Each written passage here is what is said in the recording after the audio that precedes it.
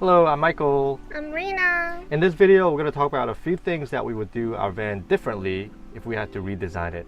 If you haven't seen our van before, please check out the van tour over here.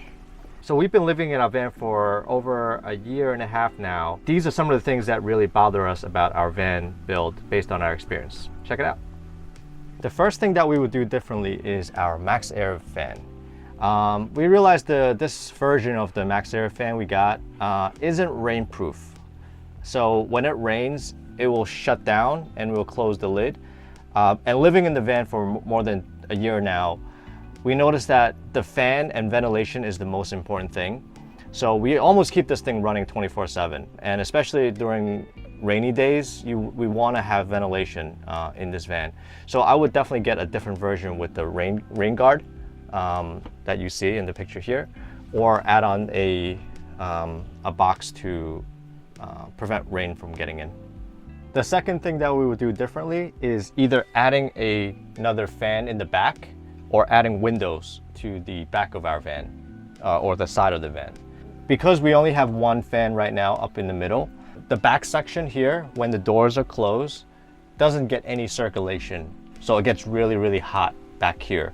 That's why you see that we have some fans here to kind of help with the circulation. But if we were to redo this van, we would add another Max Air fan in the back and air conditioning, or having a side window right here that helps with the airflow. All right, the next thing that we would do differently or change is not get the dry flush. So the bathroom that we chose is the dry flush toilet. Basically how it works is it's a cartridge where when you flush, there's a bag that wraps everything around with a mechanism, vacuums and push everything down. You can see this video right here. What I don't like about this toilet is that it doesn't hold liquid. If you have liquid in there, number one, then it gets spilled over to the next bag and it's not really that good, and it doesn't keep the smell in. And the cartridges are very expensive. I think it's about $1.50 per flush. So if you have a lot of poop, then it's going to cost you a lot. And the cartridges are very big and bulky. Each cartridge has about 18 flushes in them, and you need to have a lot of these cartridges on board for it to last a while. And you can't get these in the store, you have to get it online. You can't really easily find these to buy. So I definitely wouldn't recommend it. Right now we've just been using it as a kind of a bucket with cat litter. The dry flush function isn't being used right now. So I would think if we would get a different toilet, it would probably be a composite toilet.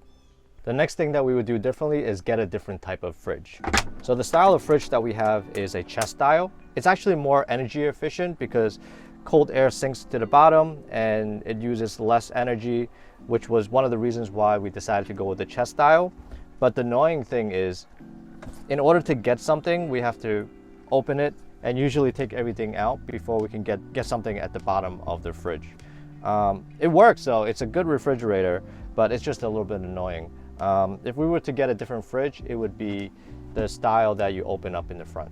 So the next thing that we would get differently is a different furnace. So right now we have the Webasto STC Airtop 2000.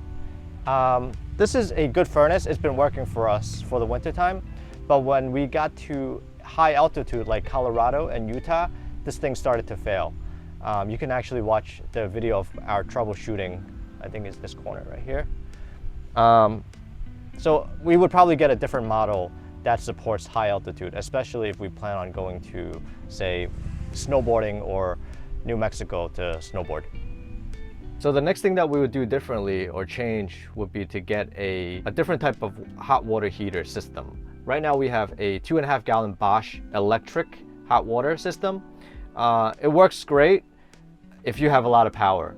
When we have low energy, we can't even really turn it on because it would use up a lot of our battery. It's only 2.5 gallons, so we can't really take long showers, which is a little bit annoying in the wintertime. If we were to do it differently, we would get a propane system with a on-demand hot water so that we can always get continuous hot water, especially when we're in a campground, like right now. The next thing that we would do differently on our van design is to actually have a real fixed bed. So right now you can see that we have a dinette set up, And the bad thing about this design is that the sections of the seat, which is a memory foam type cushion, really just sinks in after a while, and it's really bad for our backs. I started having back aches, and Rena as well having back aches after sleeping in the van for a little while. I definitely wouldn't want to sacrifice on having good sleep, so I think we would definitely change it back, and actually we plan on changing it into a fixed bed next week. If we were to redo the van, the dinette is a great idea and it works really well, especially for usable countertop space. Nothing beats having an actual bed that you can sleep on. So these are the 7 things that we would do differently if we were to redo our van design. What do you think?